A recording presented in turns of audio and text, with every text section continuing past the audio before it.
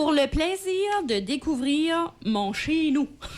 Aujourd'hui, Patrice Éloi-Mallet, bonjour. Bonjour, la fille de Saint-Isidore. La fille de Saint-Isidore, pur et dur. Moi, j'ai tout le temps dit, je suis pas venue au monde à Saint-Isidore, mais j'ai l'intention d'y rester toute ma vie, puis je veux mourir là. Comme, j'aime mon chez-nous, là. OK.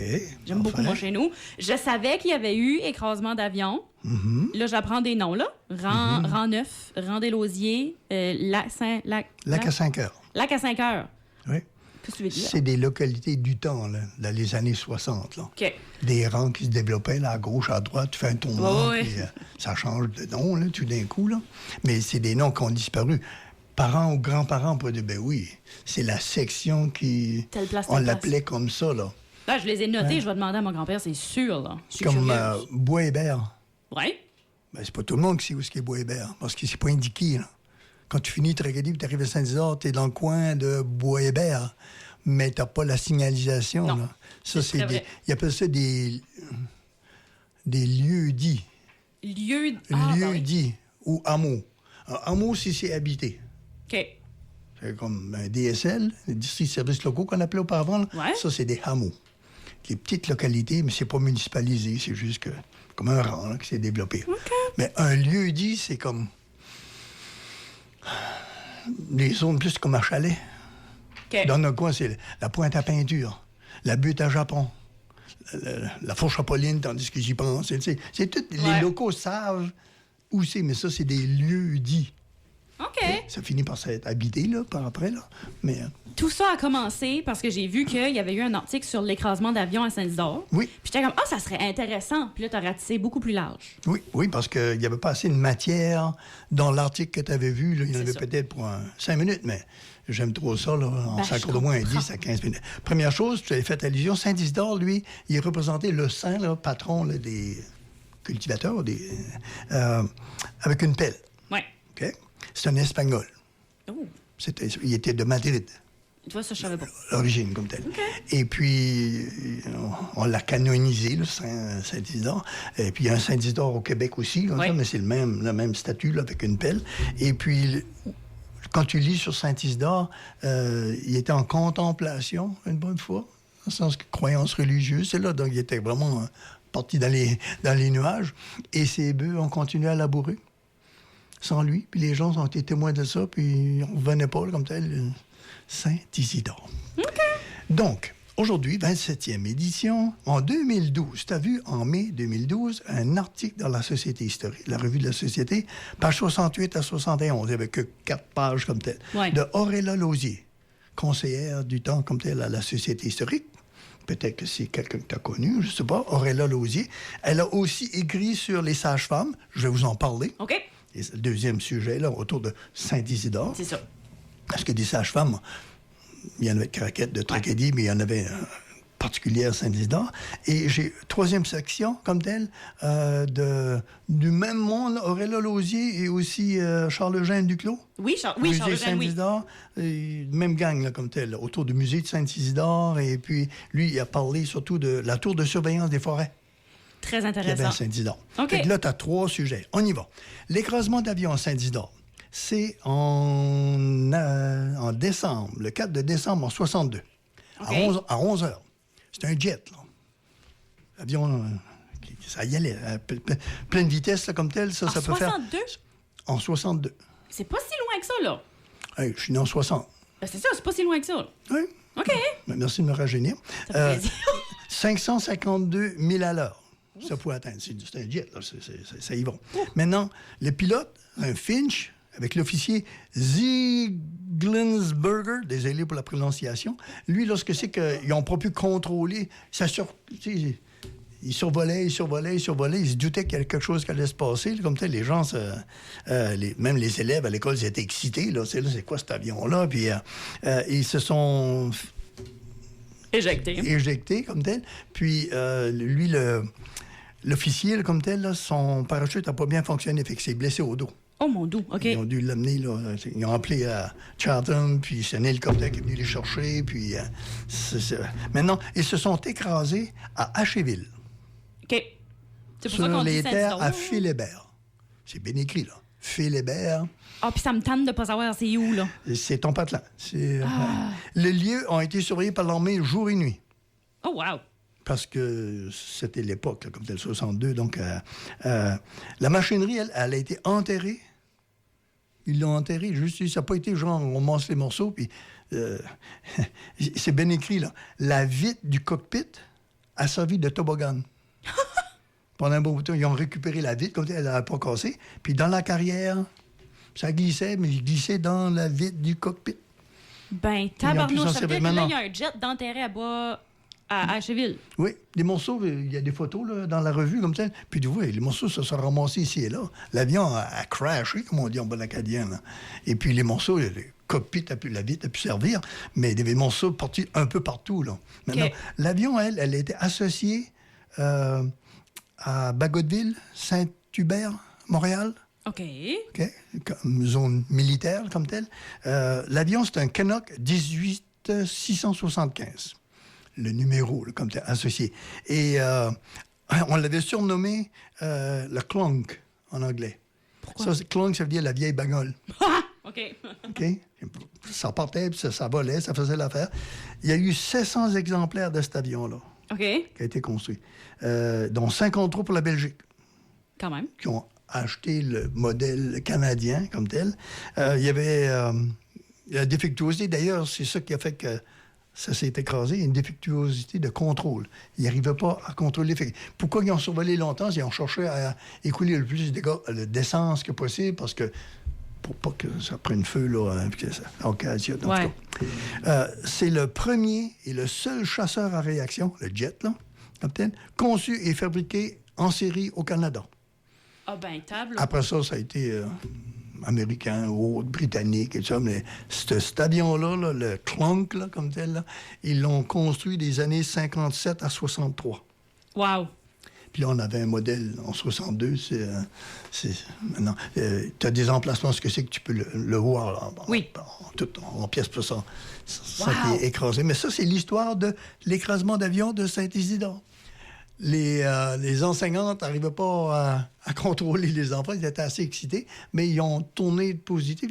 Ils ont fait écrire sur les avions comme sujet. C'est là, tout d'un coup, ils étaient tellement fascinés par le fait qu'il y avait. Ouais. OK. Ben, salut à la famille de Phil Hébert qui peut-être ont encore un avion sur leur terrain, là. Hey, ça a été enfoui, enseveli là. Ben oui? Ouais. Wow. OK. Mais en morceaux, là, comme tel. Je peux juste imaginer, là, les enfants s'amuser dans une carrière, là, en train de glisser dans la vitre de cockpit. Là, mais où est-ce qu'elle est rendue? Je laisse ça à Juliane, de trouver où est-ce qu'elle est rendue la vitre du cockpit. En 2011, juste avant, en octobre, il y a environ 5-6 pages comme tel. C'est Auréla, toujours. Elle était conseillère à la Société historique, puis elle était aussi avec Charles Eugène, là, sur le conseil du musée de Saint-Isidore, les sages-femmes de Saint-Isidore. OK, particulièrement de Saint-Isidore. Oui, de Saint-Isidore, parce qu'on savait celle de Carquette, Tracadie, elle, comme telle, elle a dit, bon, OK, nous autres, on en a eu aussi. De 1908 à 1918, à Saint-Isidore, à Asheville, à Bois-Blanc, à Bois-Hébert, à Taylor Road, au Rang des Lausiers, au Rang Neuf, au Lac à 5 heures. Ces 3 localités-là, comme telles, les noms, c'est vraiment les plus vieux, comme tels, les doyens qui peuvent dire, ben oui, c'est comme ça que ça s'appelait, puis on a oublié. Maintenant, au total, il y a ce qu'elle a fait, elle a fait 10 biographies de femmes sages. L'histoire de toutes ces madames-là, comme telles, il y en a 10. Wow. Je ne vais pas au fond, là, comme tel, mais non. c'est les pères Louis Gagnon, les Alfred Trudel, puis les Georges Bernier qui ont comme amené, là, comme tel, à dire, bon, le médecin, lui, il a Tracadie, il y a 7 à 15 000. L'accouchement, c'est là. Comme dans ce temps-là, c'était pas on prend le char, là. C'est ça. Puis les médecins, Langis, Kelly, Anderson, ils se déplaçaient. Comme le docteur Gauthier, je sais pas quand, il se déplaçait. Il fallait se rendre, mais s'il était prévenu d'avance, il partait, puis il fallait s'y rendre. Puis il y avait des frais, comme de raison. De la période de 1908 à 1918, 781 naissances à Saint-Isidore. Wow! Le Grand Saint-Isidore, avec toutes les petites localités. Okay. Ça donne une moyenne de 71 enfants par année. Ce qui est quand même. On n'a pas ça, là. Non! Là, regardez, là, c'est là, en tout cas, Wow! les naissances, on voit plus les décès là, à coup de 71 Ben, que beaucoup plus, oui, les naissances, oui. Maintenant, des sages-femmes, sur les 71, il y en avait au moins 56 sur les 71 que c'était les sages-femmes. La première, comme telle, Marguerite, appelée Peggy. OK. Peggy Noël. À elle seule, 234 accouchements. Elle était convoitée, là, comme telle. Ben oui, rendu là, t'as tout vu, là. Ouais. Marceline Arsenault, 110. Mélanie Gionnet, 64. Élisabeth Noël, est-ce qu'elle a apparenté Peggy? Bon, 48. Domine Goupy, 35. Il y en a eu 31 femmes sages. Une qui ont juste, comme ma mère a assisté à l'accouchement de ses belles-sœurs, elle n'avait même pas accouché elle-même, tu sais, là. Puis bon, c'était l'époque. Ben oui, Mais, oui. Ouais, des noms comme Théonile Basque, Marie Savoie, Élisabeth Brideau, Délina Roussel, Geneviève Bertrand. C'est tous des noms comme tels de femmes sages de Saint-Isidore, dont celle la plus réputée, 234 sur 621, c'est... Ben oui, non, t'as une bonne fraction qu'à toi, Elle là. avait le tiers Wow! des naissances à elle seule. Wow! Troisième sujet, cette fois-ci, Charles Eugène. Charles Eugène, lui, il a nourri, là, page 49 à 70, mais il y a beaucoup d'annexes, si on veut voir des précisions. Mais l'essentiel, lui, c'est en décembre 2013, comme tel, la tour de surveillance des forêts de Saint-Isidore. Ça aussi, je me demande c'était où? C'était au Haut-Saint-Isidore, dans le champ à Cyril Duguay. Et voilà, il faut demander à grand-papa, à grand-maman. Phil Voilà. Hébert à Cheville, puis Cyril Duguay au Saint-Isidore. Je prends des notes. Au Saint-Isidore. La tour était à 395 pieds au-dessus de la mer, mais elle n'avait que 80 pieds. C'est là, oui. Au niveau de la mer, bon. On est loin de la mer, par exemple, dans les Hautes-Terres, on tient à préciser. Oui. Là? Mais à 80 pieds, là, comme tel, là, ça lui donnait un territoire de 40 000. 20 000 d'un bord, 20 000 de l'autre. OK. 40 000, c'est là, à la ronde, comme tel. On pouvait voir, à partir de cette tour-là, 13 clochers d'église, avec des jumelles, là, comme tel, là. Tu pouvais voir sortir de coup Saint-Simon, ça c'est Caraquette, ça c'est Tracadie. Hein. Il y avait 13 clochers. Maintenant, on parle d'avril 1932. OK. Hein? Encore là, ce qui s'est produit, c'est qu'il y a eu des gros feux, puis finalement, il y avait toujours une petite cabine à côté, parce que la personne devait rester là pendant les feux. Là. Demi-octobre, elle ne va pas rester dans le haut de la tour. Là. Fait qu'il y avait un peu comme pour les phares.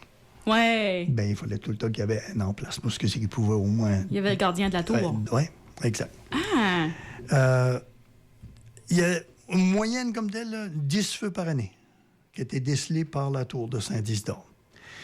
Avec puis le modèle, là, comme tel, pour pouvoir localiser le feu, tu as beau le voir, c'est dans l'ouest, il y avait un Osborne Firefinder. On voit le bessieux, là, comme tel, là, puis c'est par triangulation. Je suis là, je vois là, comme tel, c'est-à-dire que c'était le X, Y, Z, et là qu'est le feu.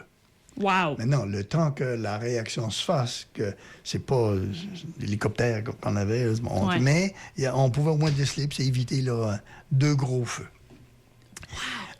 Encore comme l'histoire qu'on a déjà mentionnée à la radio antérieurement, il y avait des enjeux politiques.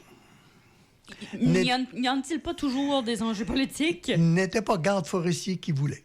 OK. C'était des nominations selon ses allégeances. OK. Fait que des branches, des lausiers puis des morets de 1918 à 1935, là, c'est eux autres. Les gros feux comme tels, il y a eu le feu majeur là, en 1935, qui a amené là, d'autres tours. Il y a eu d'autres tours à Brunswick Mining, à Alorville, puis ils portaient tout un nom, hein?